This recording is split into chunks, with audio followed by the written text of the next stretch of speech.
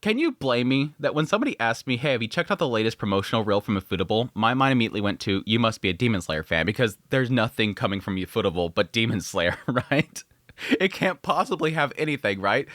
Which makes sense, right? Because Demon Slayer makes so much money for Ufotable. Yes, technically with like Fate series, like the whole Type Moon stuff that they were doing for a while there, they were making a lot of money there as well. And I think that was a lot to do with the production committee just giving them a lot of money. They were impressed by what they were doing with the Tales franchise, it seems like, and they were like, hey, make us something beautiful. And they made stuff beautiful.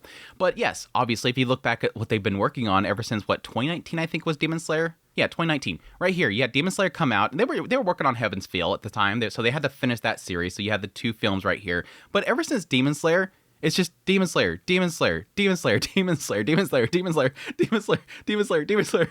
It's just nothing but Demon Slayer. So it's like, I do kind of at times, as much as I enjoy Demon Slayer, it's a good series. I mean, it's beautiful, it's a lot of fun, all that kind of stuff. But there's a point where you're like, I want something different from this company. Otherwise, it's just the Demon Slayer company, which I guess a lot of people make arguments for the fact that Fate series was doing for forever for them, and they're like, do something else. But anyway, yes, they had this whole promotional reel. Let's get back to the promotional reel. And yes, during this, one of the probably the biggest hype announcements coming out of it outside of Demon Slayer was obviously Witch on the Holy Night. So apparently, this is still happening. I think that was like the funniest thing about this promotional reel is a lot of stuff that's like, oh, this still exists. Yes, Witch of the Holy Night apparently is still happening. I think it was announced way back in 2021. So we're finally getting like a full trailer here. And they're actually saying, hey, it's coming out this year. It's actually going to be hitting theaters this year. I think they said something about some details coming in spring, which will probably be the actual, screening times and dates and whatnot. But for now, at least, excitement around the fact that this is coming in this year. And yes, this trailer looks so good. This trailer looks so freaking good. I have to reuse this again. I literally just did this, but yes, she looks like Rin Tosaka. I'm always for characters that look like Rin Tosaka. I'm gonna go for that. I don't know really anything about Witch on the Holy Night, so I'm excited to actually go into this very, very fresh. I do know that it's apparently from the Nasuverse stuff, which is like the Type Moon stuff with like, the Fate franchise and whatnot, which I do really, really like. So I'm really excited for that reason, but I have not checked out the visual novel, so I'll be going into this pretty fresh. But I'm super excited for that reason. Unfortunately, again, it's a theater showing, so it might be some time before we actually get it over here. But either way, for 2026 in Japan, at least it's happening. It's actually existing. Unlike a lot of the other projects that we'll talk about in a minute, this is actually happening. This is the only thing within this promotional reel where I'm like, cool, excitement, and it's not Demon Slayer, and it's actually physically happening. It's physically happening. For the actual Demon Slayer news, they did announce during this reel that they're going to be, I think they announced the whole like Screen X, IMAX re-specializing versions of Demon Slayer already before now, but they also announced during this thing they're going to be doing a rebroadcast of the series on television in Japan, so cool. I guess if you want to watch it again, you can watch it all again. I think even over here in the West, they announced they're going to be re-showing the movie in theaters. And I'm like, I could totally see Sony going, hey guys, do you think it's about time that we put the film on Crunchyroll so that people can just stream it? And they're like, no, put it in theaters again. Sony's like, no, just put it in the theaters again. We need more money because it just, again, broke records in the box office. So why not?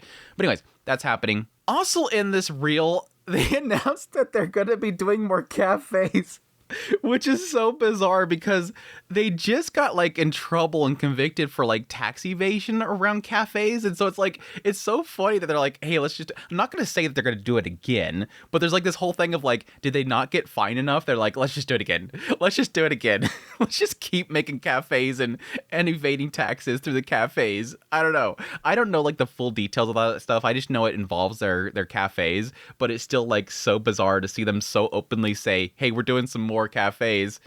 We'll pay our taxes this time. Don't worry. We'll do our taxes this time. It's just super bizarre. Other than that, though, we get into sort of the sore spot of Ufotable overall, which is, yes, them saying, don't worry, we're still working on this other stuff. And yes, one of the things included there is the whole collaboration with Hoyoverse for Genshin Impact. For those who know, Genshin Impact's anime adaptation was announced 4 years ago at this point, I think. It was like in 2022. They announced they're going to be doing this big Genshin Impact project, which was at like the height of like the Genshin Impact hype. Like this was like the biggest thing after COVID. And so there's a lot of fandom around the series. And so for an anime adaptation to be coming, plus from Ufotable, It was insane. It was insane. But unfortunately, we haven't heard anything since then. Like, there's literally been crickets around this series. And so apparently they're now saying, don't worry, it's still happening. And it's still the same statement they made before, which is, hey, this is going to be a long-term collaboration between Ufotable and, Hoyoverse.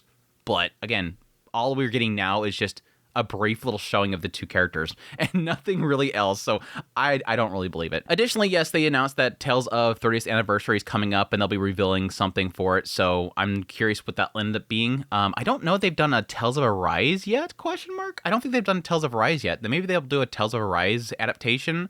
I don't know. Either way, I know that, like, the series and Ufotable go way back. Like, I think the Tales series kind of put Ufotable on the map. Like, the adaptations they were doing for the Tales series were incredible. The PVs they were doing for their actual apps and their games were absolutely incredible. And so hopefully something comes from this. Anyways, there'll be an announcement on April 3rd for that. So pretty much see that as a announcement of announcements.